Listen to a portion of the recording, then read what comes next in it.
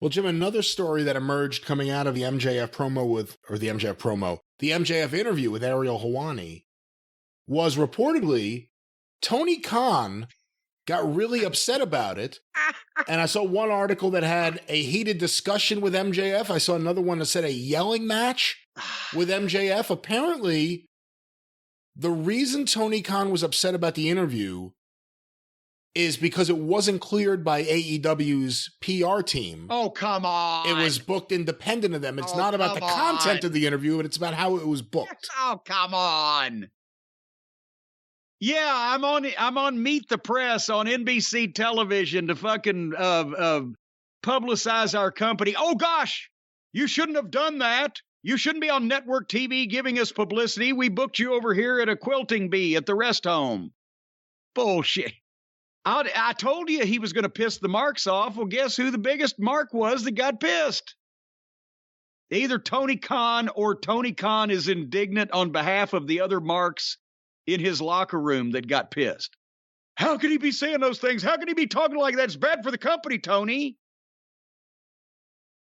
Either one or more of the marks on his talent roster in his locker room, or Tony Khan, the HMIC head mark in charge, is the one that's upset. But they're saying it's because he didn't clear the interview. They can't say it's because you said that you're more valuable than everybody else here on the roster, and they all got mad about it, and that you teased going to work for Vince, and I'm mad about that. So we're going to say it's because your interview wasn't cleared. So I wonder how many of his interviews he clears. I know they do it in the WWE, and that's been a long-standing tradition. But one would think that since almost everybody on the AEW roster came from the pool of independence, as they say, that they just do interviews every time somebody asks them to open their mouth. I wonder how many he has done before and not cleared, and this just came up, if that's the case. Do you think, because I can't imagine the real reason that Tony got this upset, allegedly, would have been just because it wasn't cleared by PR. Because again, I've seen a lot of MJF interviews. I've seen other guys. Are all these interviews cleared by AEW PR? I don't know. But do you think maybe there's a bigger picture here? The idea that they're talking about money, they're talking about contracts, there are rumors about guys being upset or not happy with their money, the way they're being used. There are stories about wrestlers just not hearing back from the company again and they're gone. Yeah. What do you... All of that. All of that. It's because obviously some of the other guys in the locker room are ticked off about what he said, and in their minds somehow this is a bad thing. It's like, oh, everybody's got to be committed to AEW. We're all in this together. We're going to go down with the ship, or whatever the case. Tony has already had one of his EVPs leave because he couldn't get Punk money. And he's got a bunch of other contracts coming up, and he's obviously very reticent to tell people, hey, I don't have none for you anymore, which is one of the bigger parts of being a wrestling booker. You don't just hire them, you fire them. And it can be nice, or it can be caustic, or whatever, any grade in between, but you always got to fire somebody. And Tony Khan is just, well, it's like they used to joke in Memphis that when Lawler was booking, he'd bring 40 guys into territory, but he wouldn't ever really fire anybody. He'd just only book you twice a week and give you the idea to just leave. But this is crazy to begin with, because Tony's probably got all this stress on him because one of the VPs left because he couldn't get Punk money, and everybody else's contract is coming up, and the ones that he wants want more money, and the ones that he doesn't want are mad at him because he won't talk to them, and he probably doesn't want this even though this kind of contract talk that MJF was doing in that interview, and this kind of talk in general, is what gets more interest on your heel and or more interest in your business. But because Tony has all these other problems with everybody else because he can't handle it, because he doesn't have the experience, didn't know they were going to come up, apparently, to begin with, we've been predicting for 3 years, there's going to be a problem. He can't keep all these fuckers. He's probably a little red ass about it, and somebody else probably wound him up to try to get some heat on MJF because they don't like that MJF is in a more prominent position than they are because of whatever, because reasons, as they say. It's a goddamn, it's, you can't know what's going on anytime in a situation like this unless you're right in the middle of it. But because it's a wrestling business and I've been in the middle of situations like this, I can assure you that there's a lot more goddamn consternation, conflict, bad talk, backstabbing, and general verbal burying of people going on behind the scenes than you would ever dream of. And that's a blanket statement I can make about any wrestling company and be correct. In regards specifically to MJF and Tony Khan, it's kind of interesting. You see this in sports more than in wrestling. An athlete announcing, or you know that an athlete's contract is coming up. Maybe the team tries to renegotiate during spring training. Like, we've seen things like this happen. If MJF, and we've never heard about him signing an extension or anything, if he's still tied to the same contract he would have come to AEW with, and he's one of the guys, despite how talented he is, I would think he's one of those guys that got lumped in with a lot of the other indie guys. Yeah. They got those early six-figure deals. If he's still tied to that deal, and in the last few years has shown his value, not just in terms of critical acclaim, but he is one of those guys that moves the numbers from everything we've ever seen, the data we've seen. He's someone who moves the numbers. If he's still tied to that original contract, and all these guys have come in, these WWE guys, these cast-offs, and they're getting more money off the bat, and he still has a year and a half to go, and he's determined to go to free agency to see the most amount of money he can get on the open market, do you do anything to him or for him for the next year and a half? Do you keep him? If that is in fact the story, if that is in fact where he's at with that original contract, do you keep him there? Or do you say, you know what? Over the past 3 years, you've established yourself as a top guy in this company. We still have to renegotiate. I consider you a top guy. Let's do something a little differently. And you're not extending the contract, but you're getting to that point in maybe a more favorable way for the wrestler. Well, and we know that MJF was under contract to MLW, which is where I first met him. And that was in 2000. He signed it, I guess, in 2018 because he was still under contract in 2019 when I was there with the doing the color for a brief period of time. At the same time, he was already, that was one of the deals that they worked out. There was a number of MLW talents that were appearing or making shots or getting set for the AEW thing, but they worked that at so instantly. MJF got a massive upgrade because I don't know what his MLW contract was, and I didn't ask. I didn't expect him to tell me, but it was obviously pennies on the dollar compared to what he got here, because we did hear from a variety of different sources that Tony Khan was signing guys that had been on the independents, and I mean, Dwarf Dong Sucker, all these people, you heard they were getting 5 times or more what they'd ever gotten from anybody else in the wrestling business, because Tony was sold a bill of goods with some financial irresponsibility from his advisors, not telling him that he was overpaying these guys through the roof. So MJF got a massive upgrade there, but that's still a massive upgrade for MJF from MLW money 3 years ago. Even if it's a couple of $100,000 a year or 3 or whatever it is in no way commensurate with the value that he's brought to the company over the last 3 years, to the television programs, the way he's been featured, the performances he's been turned in. There's always going to be somebody in a wrestling company making a ridiculous amount of money more than almost everybody else for no good reason. Sable had $1 million a year. That says it all. That's just offensive on any level. But MJF's smart and he knows his worth and he knows how young he is and he knows what he's been doing. If I was Tony Khan and that's possibly a little bit of this issue, and I was hearing these interviews being said, and we used to call it, whether it's ribbon on the square or there's a little bit of hidden shoot in that work or whatever the case, I'd start talking to him now. And I'd say, Max, obviously. And it actually wouldn't have hurt if I'd have done that a year ago. If I would go to a guy, because I was usually honest.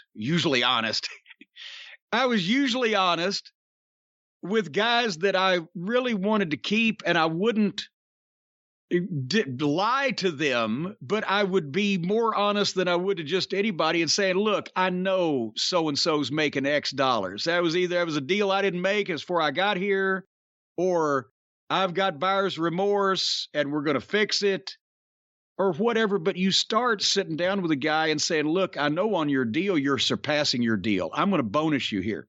Why has Tony Khan bonused MJF for anything over the last year or two? He should have, because when you're paying these fucking people with the physiques of lepers, the diminutive outlaw mud show comedy goofs, you've got 6 or 8 of them on the roster, and you're paying them $100,000 a piece or $50,000 a piece or whatever.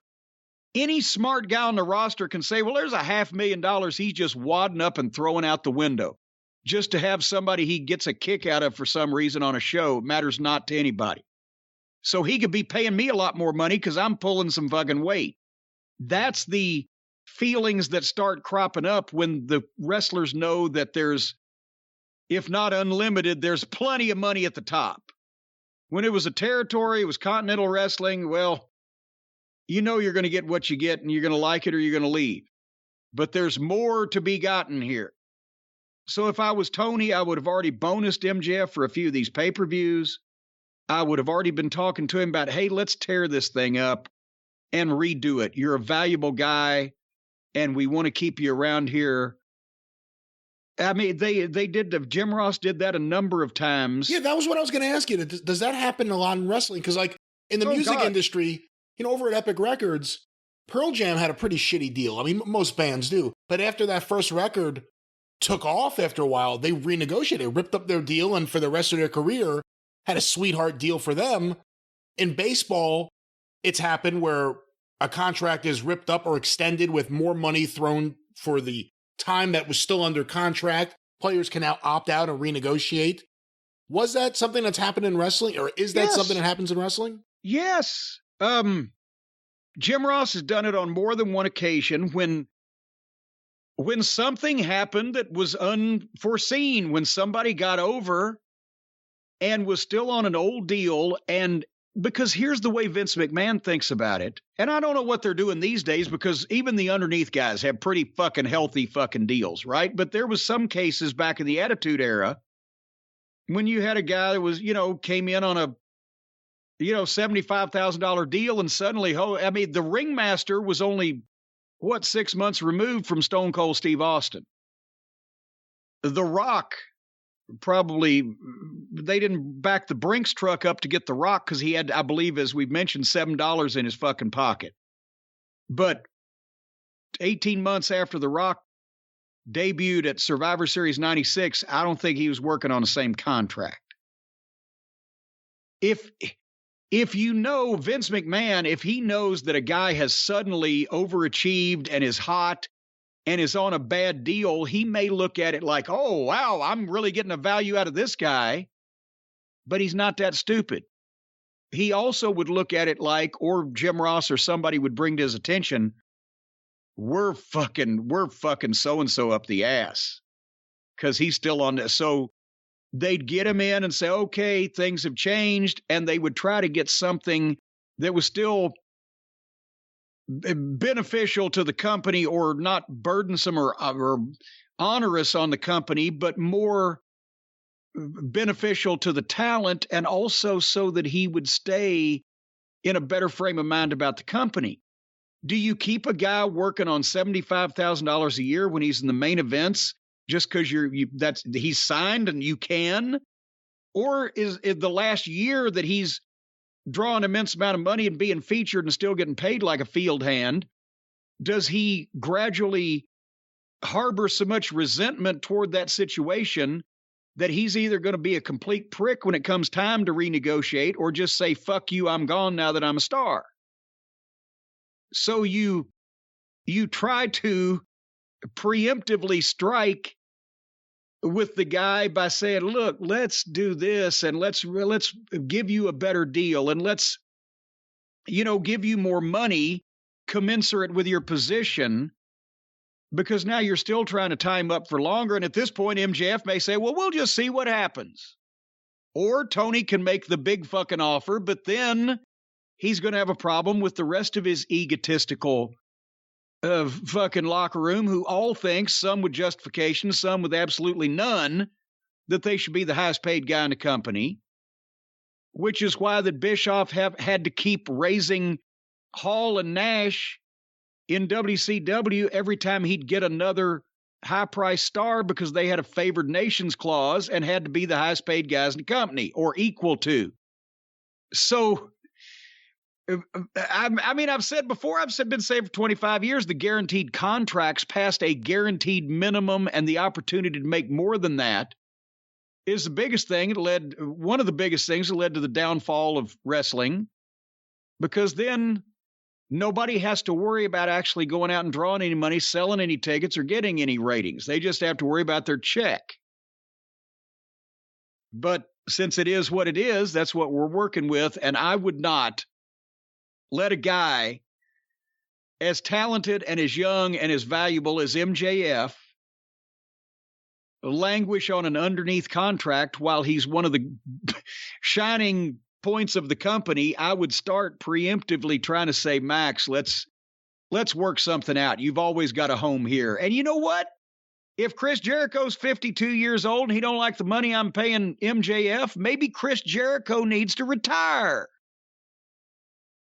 Because that's another, you can't have guys that you've got 2 or 3 years left to get out of, if you're going to be in business for a long period of time, preventing you or hindering you in signing guys that you could capitalize on for 5 and 10 years. And Tony's got himself in this position because he didn't know what people were worth to begin with. And he gave out some deals that increased everybody's expectations and or fostered some ill will when there's a bunch of guys in that locker room sitting there going, he's paying. And I know Pockets is my go-to whipping boy because it's shit on network television. He's shit. It's shit. Everything about him is shit. And I can't believe people are paying him at all. But at least some of the demented AEW fans buy his fucking T-shirts. They got a way to make a couple of dollars back off of him. But with the rest of that dreck